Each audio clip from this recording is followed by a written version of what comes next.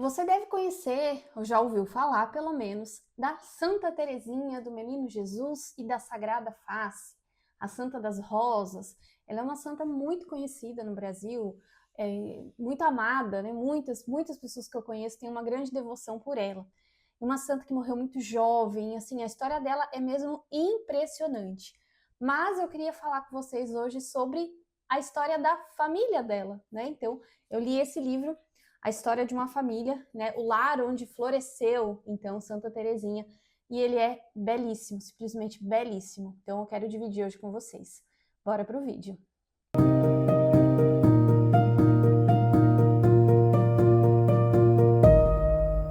Olá, olá, tudo bem? Eu sou a Franciele Stefani, instrutora do método de ovulação Billings.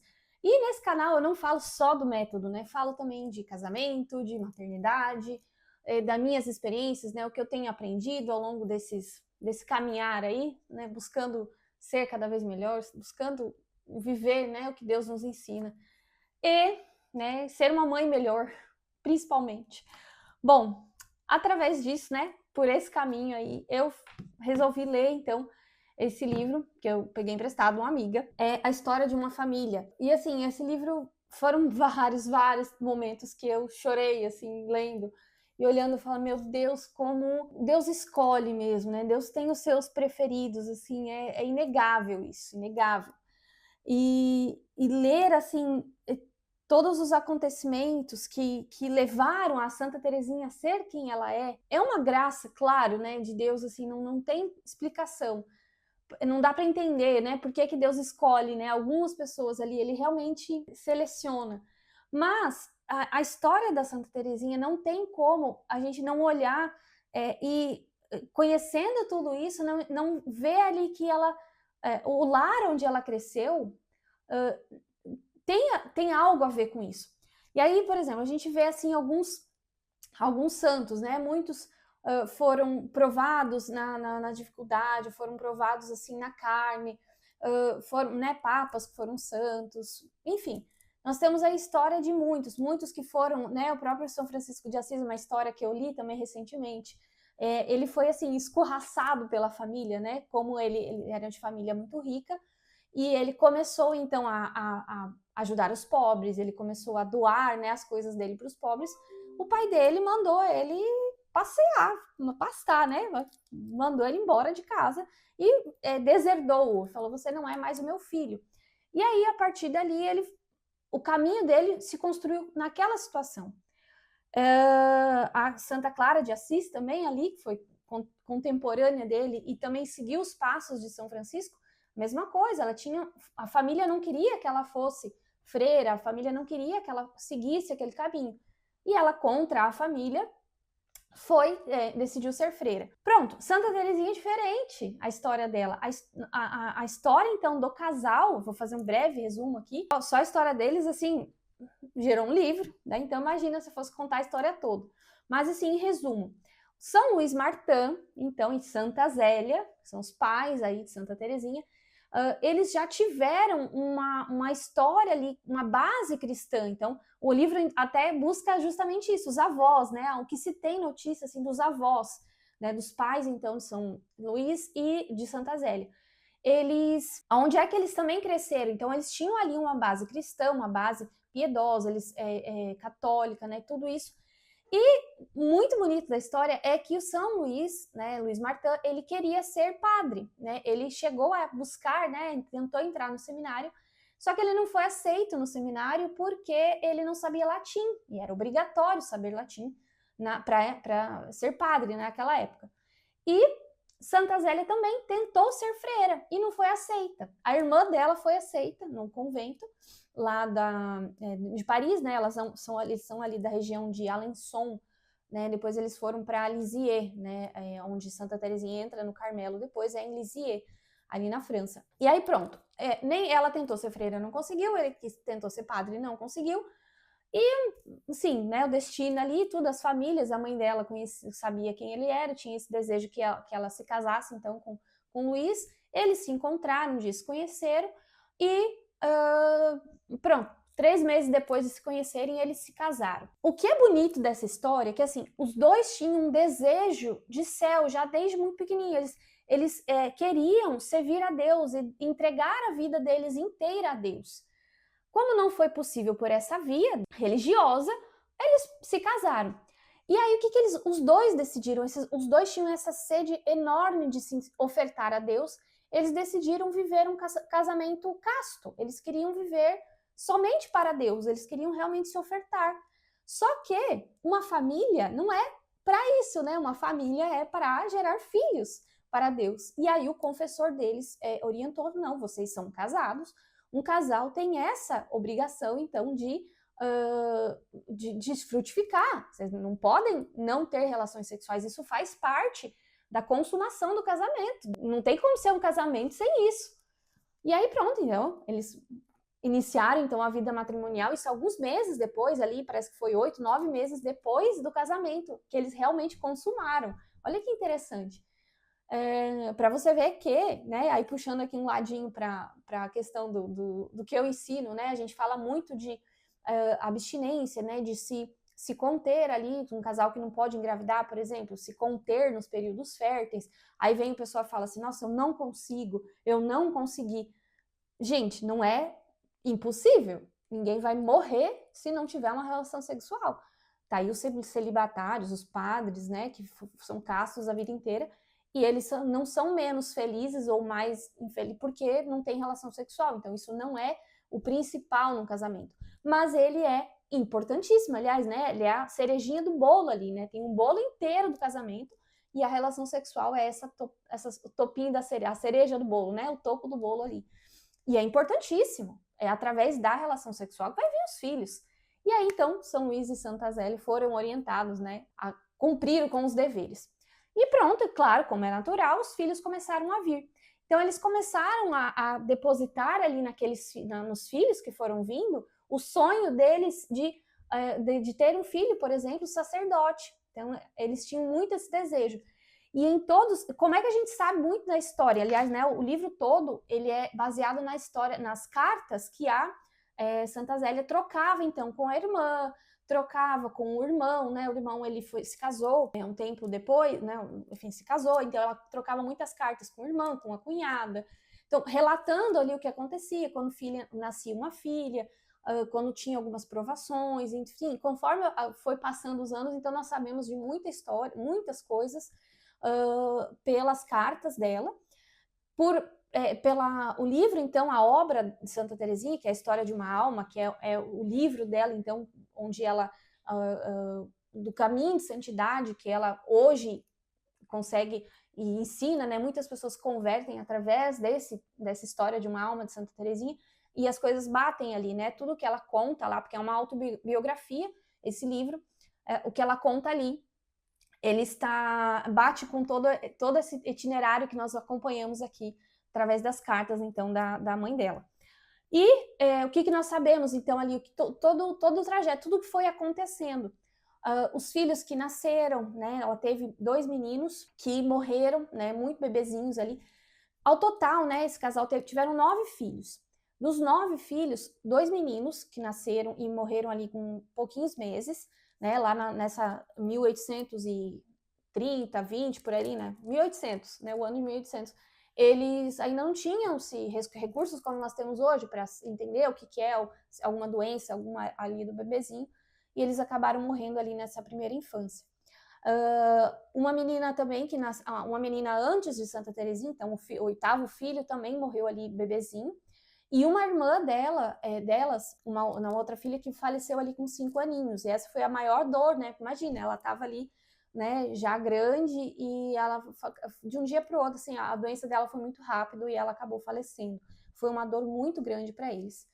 E eles sempre, tanto ela quanto a Santa Teresinha, quanto as cartas que as irmãs trocavam, então, porque depois uma foi indo para o Carmelo, né, entrou lá no convento, dentro elas continuaram se correspondendo ali.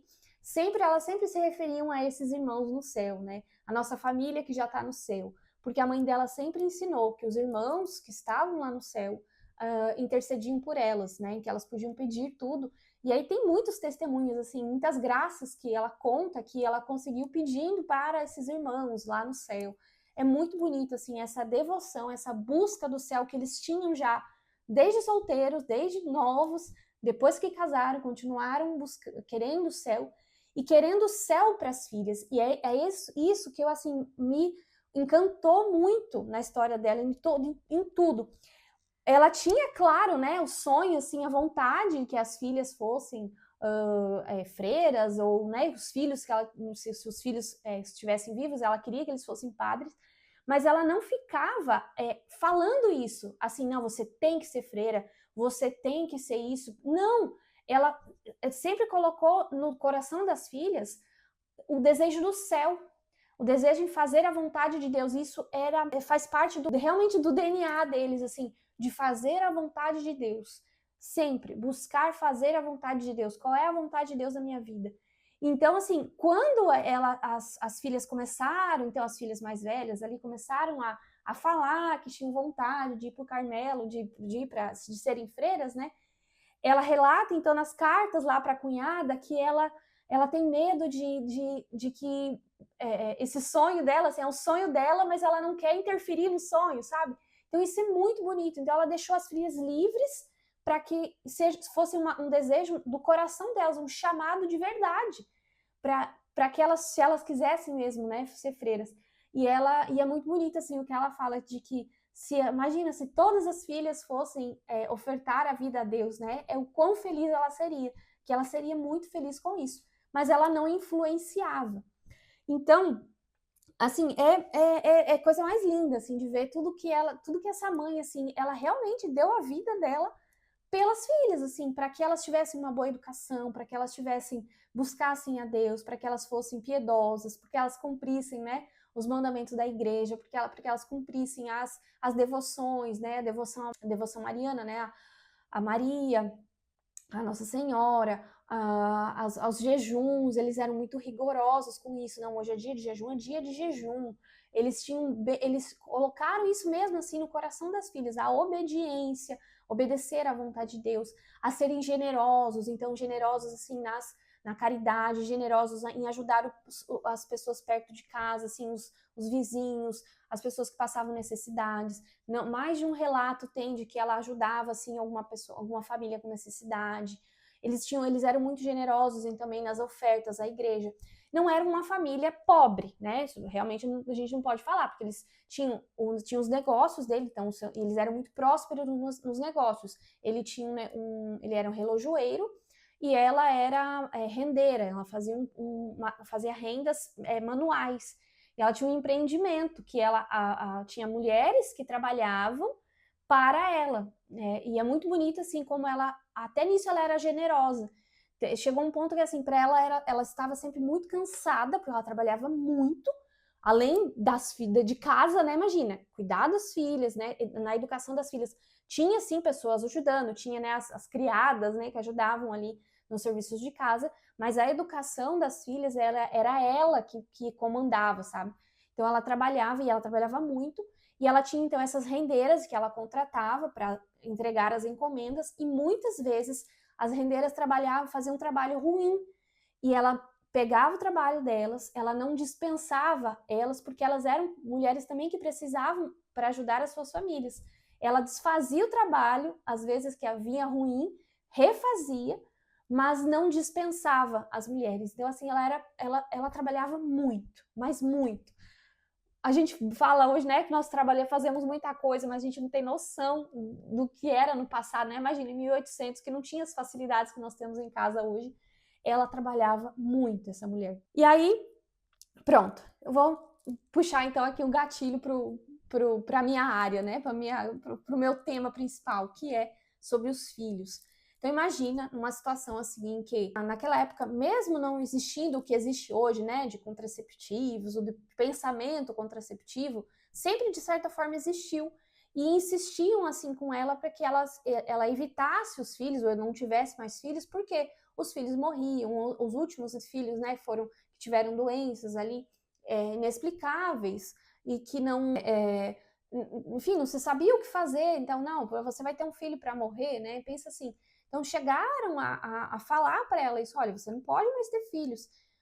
Claro, hoje, então vamos trazendo pensamento para hoje. Naquela época já não tinha muitas opções de evitar filhos, né? A única forma de evitar um filho é não ter relação sexual, não tinha muitas opções. Mas ainda assim, sempre teve, né? Umas camisinhas primitivas aí, algumas formas assim. Isso nunca foi opção para eles. Enquanto Deus mandasse os filhos, eles iam receber e iam cuidar. Por mais que eles podiam viver um mês, 10 dias, 5 anos, mas eram filhos que eles sabiam que era Deus que enviava e que eles precisavam devolver esses filhos para Deus. Não importava o que acontecia. É claro que ela sempre desejava e sonhava que os filhos crescessem e fossem santos. Então, o maior desejo dela era isso, que os filhos fossem santos. Então, e aí imagina, teve 8 filhos, 4 morreram, 4 meninas então já estavam ali, né, grandinhas e tal. A Santa Teresinha então foi concebida. A gestação dela foi muito conturbada, porque ela realmente tinha muito medo, apavorada, com medo do que seria daquela criança. E a Santa Zélia, ela morreu com um câncer de mama, né? Ela teve um câncer nos seios ali, e então ela sofreu muito, tinha muitas dores. Então, nessa época, a doença já apresentava alguns sintomas ali, mas ninguém sabia direito como tratar, né? Não tinha-se muito. E ela perdeu o prazo ali, né, de operar, porque ainda chegaram a ter essa opção, mas naquela época, de novo, né, não tinha os recursos que nós temos hoje para investigar,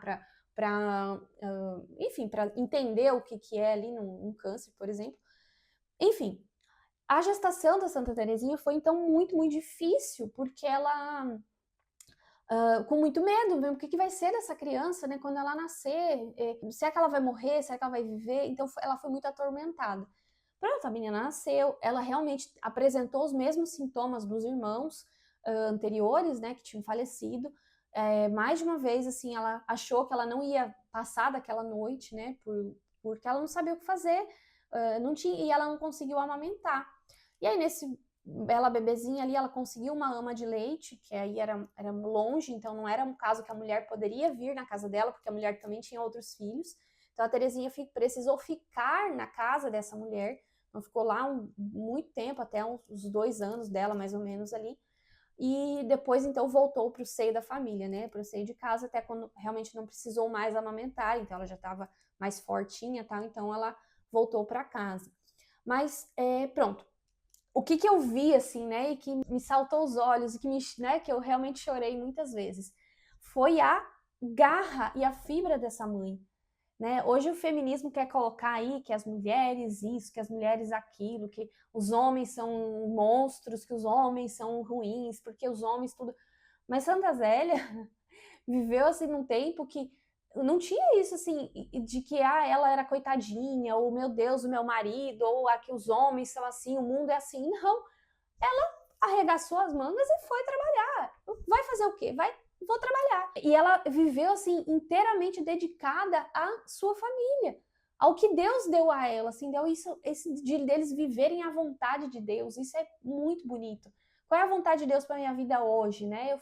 Eu tenho experimentado entender isso também. O que é a vontade de Deus na minha vida, na sua vida hoje? É a circunstância que você está. A circunstância de Santa Zélia ela era casada, tinha filhos e tinha a empresa lá de renda dela. Isso é a vontade de Deus na minha vida. Os meus filhos falecerem é a vontade de Deus na minha vida. Meus filhos não falecerem, crescerem, é a vontade de Deus. Então tudo eles viviam a vontade de Deus. E eles abraçaram essa vontade de Deus em tudo.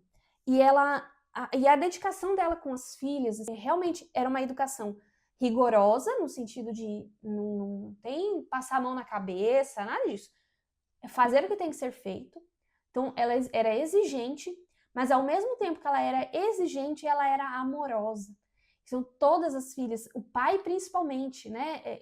O pai, depois então que a mãe falece, Santa Teresinha tinha 4 anos e meio quando a mãe faleceu, então ela já teve mais esse trauma aí na vida dela, né? Pronto, ela quase nem conviveu com a mãe. E o pai, então, foi aquele protetor, né? Que em tudo ali ficou ali com as filhas.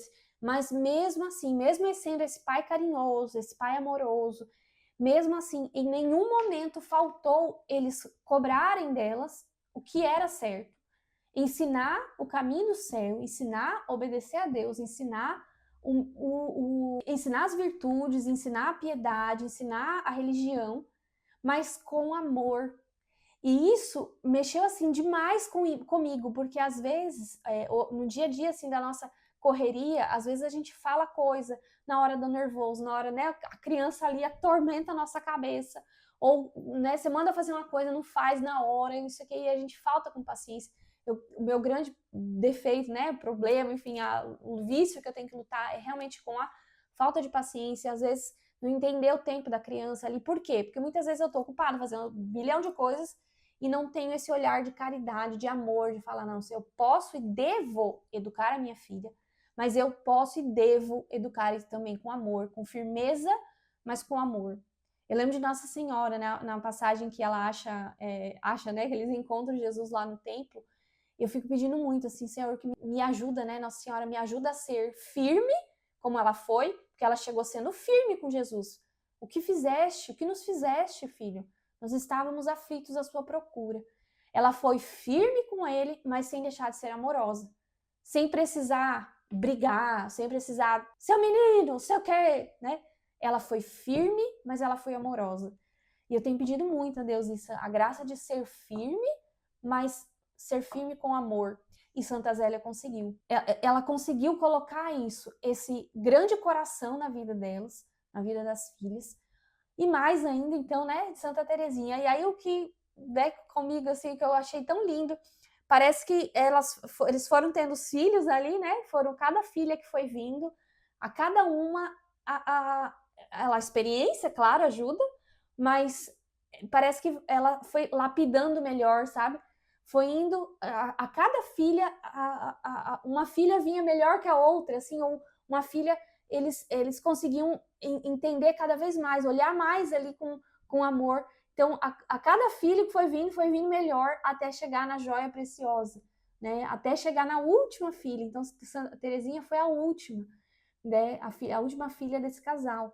E assim, a santa do tamanho que essa santa é, o tanto de milagres depois da morte dela, com os escritos que ela morreu com 24 anos. Pensa, 24, o que você estava fazendo com 24 anos? Eu estava fazendo um monte de bobagem. 24 anos, ela morreu santa. Ela morreu santa. E os escritos, então, dela, ela conta, então é a autobiografia dela, ela conta toda a história de tudo ali dessa infância, de tudo que aconteceu a ela, tudo o que a levou a esse caminho de santidade, né? A pequena via da Santa Terezinha, de amar a Deus nas pequenas coisas, né? De se jogar no colo de Deus, assim, como uma criança que se joga no colo da mãe e do pai. Então ela viveu isso muito, foi muito marcante isso na vida dela, né? De que de tudo que ela viveu, ela ser como uma criança no colo de Deus, né? De se jogar, né? Se jogar com os braços para cima, né? De Jesus ser esse elevador, né? Não subir de escadas para o céu, mas esse elevador, né? De eu me jogar no colo de Jesus, na humildade, né? De quanto menor eu me fizer, mais rápido eu vou para o céu, né? O caminho dela é um pouco disso. Para terminar, né, a história deles, não é à toa que eles são santos, né? Eu falei o tempo inteiro aqui Santa Zélia e São Luís, né? Porque para mim eu já até acostumei a falar assim. Mas eles foram canonizados em 2015. E o dia da festa deles, né, é o dia 12 de julho, que é o dia que eles se casaram. Então foi o primeiro casal canonizado juntos, né? Porque tem outros casos, mas, por exemplo, que o marido, o homem foi canonizado e depois a mulher. Ou então, assim, um homem que foi casado, depois virou santo, sabe? Tem muitos casos assim. Então não é só padres, não é só freiras, não é só papas que são santos. É possível, sim, na vida ordinária, no nosso dia a dia, sermos santos. E Santa Zélia e São Luís são a prova disso. É possível buscar a santidade através do matrimônio. Aliás, tem que ser uma via de santidade, o meu matrimônio, a minha família, né? Colocar esse desejo de céu através da circunstância que eu estou hoje. Então, porque às vezes parece que assim, eu não tive virtudes para ser freira, ou virtudes para ser padre. Ah, então o que me sobra é me casar. Não, o casamento é um sacramento e é tão importante quanto um padre e uma freira. Os dois têm importâncias diferentes. O casamento, o matrimônio, ele tem que ser para levar o outro para o céu. Eu preciso levar o meu marido para o céu e ele tem que desejar o céu para mim. E nós dois juntos temos que desejar o céu para nossa filha, né? E para os nossos filhos, né? Você que é casado aí. Eu preciso desejar o céu para os meus filhos. De que forma? Da forma que Deus sonhou para eles, né? A forma que Deus deseja para eles. Então eu preciso ter isso em mente, que eu posso sim e devo buscar o céu através do meu matrimônio e através da minha maternidade. E isso para mim assim foi o que mais mexeu comigo, assim, é possível sim eu casada, né, buscar o céu, é possível enquanto mãe buscar o céu. É o que eu quero para mim, é o que eu quero para minha filha, para meu marido, é o que eu quero para minhas usuárias, para minhas amigas, para minha família, para todo mundo. Que eu quero que desejemos o céu, que nós busquemos. É uma graça de Deus implorar e pedir, né, incessantemente essa graça. Senhor, me dê a graça de ser santa, me dê a graça de mudar, né, de melhorar cada vez mais, né, no meu caminhar, no meu dia a dia, e entender. E hoje, mais com a intercessão de Santa Zélia, porque eu realmente me encantei, assim, com a história dela, com a firmeza dela com as filhas. E o desejo dos dois foi concretizado. Os dois tinham o desejo de servir a Deus integralmente com a sua vida. E as 5 filhas foram freiras, né, foram mais do que isso, né, uma santa, uma grande santa, e uma irmã dela, que é a Leônia, está em processo, né? É serva de Deus, né? Ela está em processo de caminhando para uma santidade, né? Para uma beatificação e depois canonização. Imagina, olha o quão essa família lá no céu, que agora, né, todos já faleceram, mas o quão essa família lá no céu não está feliz, não está, porque eles seguiram em tudo a vontade de Deus na vida deles, ok? Esse foi o vídeo de hoje, espero que vocês tenham gostado, né? Esse livro aqui que realmente eu me emocionei, me apaixonei, enfim, muito feliz com essa leitura. Quero aprender cada vez mais, trazer mais conteúdos aqui também. Já sabe o que fazer, curte, comente se você já leu esse livro, se não leu, tem vontade de ler, e compartilhe também esse vídeo, para quem você deseja que conheça a história desse casal e dessa família, então, onde brotou Santa Teresinha. Um beijo, fiquem com Deus, não se esquece de se inscrever, porque eu estou mobilizando vidas. Beijo, até o próximo vídeo. Tchau!